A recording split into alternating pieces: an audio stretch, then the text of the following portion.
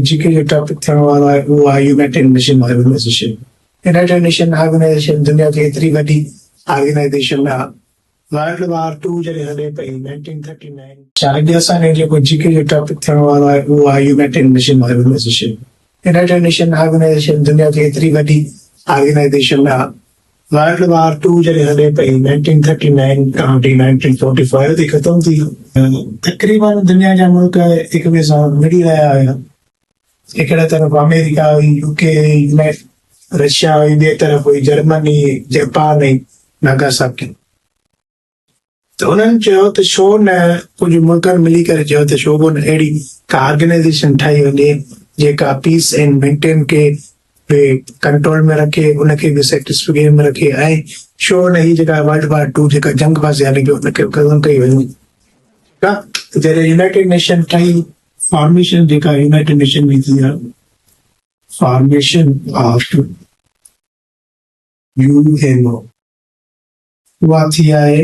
United nation जी जेका formation थी आहे उहा थी आहे 24 अक्टूबर 1945 ते। ठीकु आहे। उन खां पोइ केतिरनि मेंबर कंट्रीज़ ठाही आहे, उहा आहे 50 कंट्रीज़ जेको आहे मिली करे ठाही आहे। ऐं हिन जो जेको लास्ट मेंबर आहे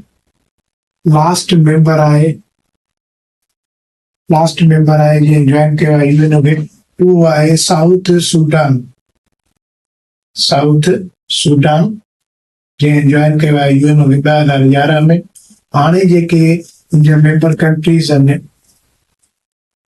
जेके आहिनि उहे आहिनि 193 जेके कंट्रीज़ आहिनि उहे सभिनी जा 90 कंट्रीज़ मेंबर आहिनि। ठीकु आहे। ऐं ही जेके आहिनि फाउंडिंग मेंबर कंट्रीज़।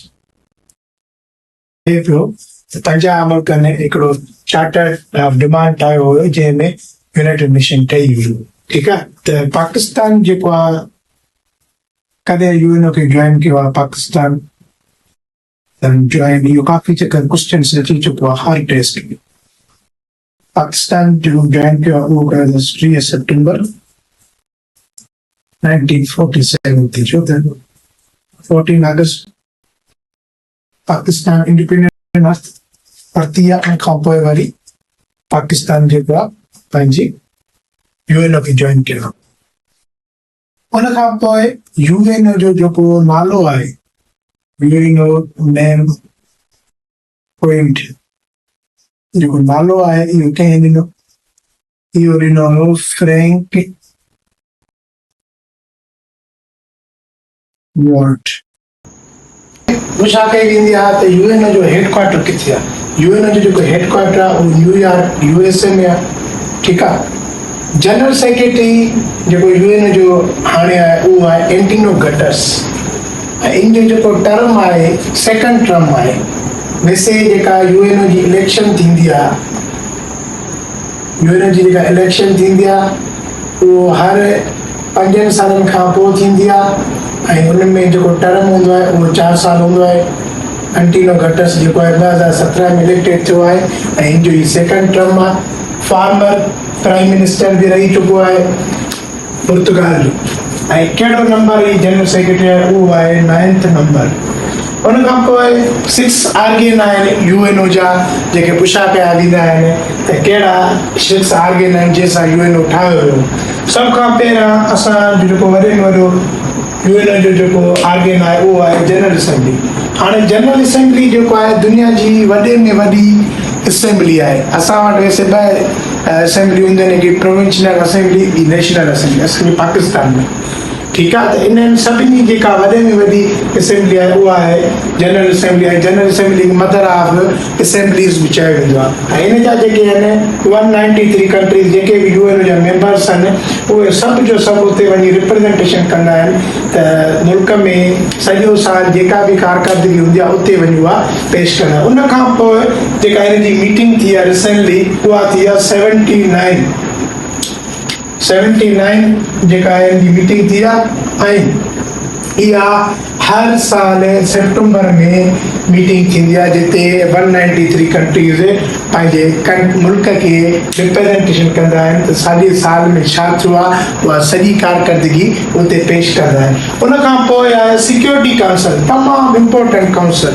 वैसे त 6 आर्गन आहिनि यूएनओ जा, पर असां वटि जेके आहिनि यूएन जनरल असेंबली थी वियो, सिक्योरिटी काउंसिल थी वियो, ICJ थी वियो, या ट्रस्टीशिप काउंसिल थी वियो, इकोनॉमिक काउंसिल थी वियो, उन्हनि जो कमु हूंदो आहे। पर ट्रस्टीशिप काउंसिल जो हिन में बिल्कुलु जेको आहे कॉन्सेप्ट ख़तमु थी चुको आहे, छो त उनजो एतिरो कमु रहियो ई न। बाक़ी जेके 5 आर्गन आहिनि उन्हनि ते असांजो वॾो डिपेंडेंट रहियो आहे। सो हीउ जेको आहे सिक्योरिटी काउंसिल जेको आहे, हाणे सिक्योरिटी काउंसिल जा 15 मेंबर्स हूंदा आहिनि, 15 मेंबर्स हूंदा आहिनि, जंहिंमां 10 नॉन परमानेंट हूंदा आहिनि ऐं 5 जेके आहिनि परमानेंट मेंबर्स हूंदा आहिनि। ठीकु आहे, 10 परमानेंट मेंबर्स जा किथां जा हूंदा आहिनि, उहे डिफरेंट कंट्रीज़ जा हूंदा आहिनि। कुझु एशिया जा हूंदा आहिनि, कुझु साउथ अफ्रीका जा हूंदा आहिनि, कुझु यूरोप जा हूंदा आहिनि, कुझु जेको आहे so Australia, south America, north America, इन्हनि कॉन्टिनेंट मां बि डिफरेंट जेके आहिनि नॉन परमानेंट मेंबर्स हूंदा आहिनि। उन खां पोइ जेके परमानेंट मेंबर्स हूंदा आहिनि उहे कहिड़ा आहिनि 5। हिकिड़ो रशिया आहे, UK, USA, चाइना, फ्रांस। पर इहे जेके 5 परमानेंट मेंबर आहिनि इन्हनि खे वीटो पावर बि हूंदो आहे। वीटो पावर जो मक़सदु आहे त अगरि कंहिं कंट्री में को बि तव्हां को बिल पास था कयो या का अमेंडमेंट था कयो या कंहिं कंट्री जी किथे का जंग हली रही आहे, तव्हां उन्हनि जी पाण में सुलह ठाह करणु था चाहियो, त हिननि 5 कंट्रीज़ मां अगरि को बि हिकिड़ो कंट्री उन ॻाल्हि ते राज़ी नथो थिए त उहो बिल या उहा अमेंडमेंट या उहो कंहिं मुल्क जो ठाह हुजे उहो थी न सघंदो। ऐं उन खां पोइ जेको नॉन परमानेंट मेंबर आहिनि उहे 10 जेके आहिनि, उहे यूएन जूं जेके ऑफिशियल लैंग्वेजिस आहिनि उहे कहिड़ियूं आहिनि। यूएन जूं जेके ऑफिशियल लैंग्वेजिस आहिनि उहे आहिनि 6। कहिड़ियूं? पहिरियों China, English, French, Arabic, Spanish ऐं रशियन। हाणे चाइना त हाणे दुनिया जो 2nd नंबर ते वॾे में वॾो मुल्क आहे। ठीकु आहे, त उनजे करे चाइना बि मेंबर आहे। चाइनीज़ जेके हूंदा उन्हनि जी लैंग्वेज रखी हुई आहे इंग्लिश। उन खां पोइ तव्हांखे ख़बर आहे त UK जी ऐं USA ॿिन्ही कंट्रीज़ जी जेका लैंग्वेज आहे उहा आहे इंग्लिश। ऐं UK एतिरो त पुराणो कंट्री आहे, एतिरो त वॾो कंट्री आहे जो USA ख़ुदि UK खां आज़ादी माणी आहे। उन खां पोइ फ्रेंच जेका आहे, फ्रांस मुल्क जेको आहे, फ्रेंच लाइ फ्रेंच लैंग्वेज आहे। अरेबिक, हाणे कुझु अहिड़ा अरेबिक मुल्क बि त आहिनि न जेके UN जा मेंबर आहिनि, नॉन परमानेंट मेंबर आहिनि, त उन्हनि जे लाइ अरेबिक ऐं स्पेनिश। कुझु यूरोप जा मुल्क बि आहिनि ऐं रशिया त ख़ुदि वीटो पावर बि आहे, परमानेंट मेंबर बि आहे। त इन जे हिसाब सां इहे 6 ऑफिशियल लैंग्वेजिस आहिनि UN जो। उन खां पोइ असां ईंदासीं त सोशल इकोनॉमिक काउंसिल छा थो चए। सोशल इकोनॉमिक काउंसिल में इहो हूंदो आहे त जस्ट टू रिप्रेज़ेंट कंदो आहे सोशल इकोनॉमिक डेवलपमेंट जेके बि थियूं आहिनि उहे UNO में जनरल असेंबली में रिप्रेज़ेंटेशन कंदा आहिनि। ठीकु आहे, उन खां पोइ UN जेको ठहियो आहे, हाणे ज़ाहिर सी ॻाल्हि आहे जेका बि नई शइ ठहंदी आहे त उनजो को न को ठहण जो मक़सदु हूंदो आहे न। ईअं त न आहे त हिकिड़ी कंपनी खे कार ठाही या का शइ नई एक्सपेरिमेंट कयो त उनजी का वजह ई न हुजे, ईअं त पॉसिबल ई न आहे। हाणे UN जेको ठहियो आहे त UN जो ठहण जो हिकिड़ो मक़सदु आहे, मोटो आहे। उहो मक़सदु कहिड़ो आहे? UN जो इहो मक़सदु आहे त उहो मेंटेन रखंदो पीस खे ऐं सिक्योरिटी खे, अमन अमान खे बरक़रार रखंदो ऐं ॿियो जेको सोशल ऐं इकोनॉमिक डेवलपमेंट थींदी उनखे बि उहो मेंटेन रखंदो। हाणे पाण यूनाइटेड नेशन में इंटरनेशनल कोर्ट ऑफ जस्टिस पढ़ंदासीं जंहिंखे ICJ बि चयो वेंदो आहे। ही बाबा दुनिया जी वॾे में वॾी अहिड़ी त इंटरनेशनल कोर्ट आहे जिते जेके यूनाइटेड नेशन जा 193 कंट्रीज़ आहिनि उहे कहिड़ो बि मुक़दमो वर्ल्ड वाइड जो उते पेश करे सघनि था। रिसेंटली साउथ अफ्रीका इसराइल जे ख़िलाफ़ हिकिड़ो मुक़दमो पेश कयो हुयो जेको जीनोसाइड थी रहियो आहे फ़लस्तीन ते। जीनोसाइड मतिलबु थींदो आहे उनखे चइबो आहे जेका नस्ल क़तल कुशास थींदी आहे, त हिन महिल इसराइल जेको आहे फ़लस्तीन ते हमलो करे पियो, त उन्हनि जे लाइ ICJ में साउथ अफ्रीका केस दाख़िल कयो। हाणे ICJ जेको आहे उहो इस्टेब्लिश करे थियो आहे। ICJ जेको इस्टेब्लिश थियो आहे उहो थियो आहे 26 जून 1945 में, मतलब के 26 जून 1945 में इहो इस्टेब्लिश थियो आहे। यूएनओ खां बि अॻु में इहो इस्टेब्लिश थियो आहे, मतलब के ICJ यूनाइटेड नेशन जो आर्गेन त आहे, पर यूनाइटेड नेशन खां ठहण खां पहिरियों ई ICJ मौजूद हुई। ठीकु आहे। उन खां पोइ पुछे थो ज्यूरिसडिक्शन। ज्यूरिसडिक्शन माना चइबो आहे इन जी हद केतिरी आहे, केतिरी कहिड़ी कहिड़ी हद ताईं इन में केस दाख़िल करे सघिजे थो, मुक़दमो दाख़िल करे सघिजे थो। उन जी जेका ज्यूरिसडिक्शन आहे उहा बि वर्ल्ड वाइड आहे। त 193 कंट्रीज़ जेके बि आहिनि उहे हिन में केस वग़ैरह दाख़िल करे सघनि था। ठीकु आहे। उन खां पोइ पुछियो वेंदो आहे हेडक्वार्टर। हेडक्वार्टर जेको इंडियो आहे उहो आहे नेदरलैंड जो हिकिड़ो शहर आहे हेग, उते इन जो हेडक्वार्टर आहे।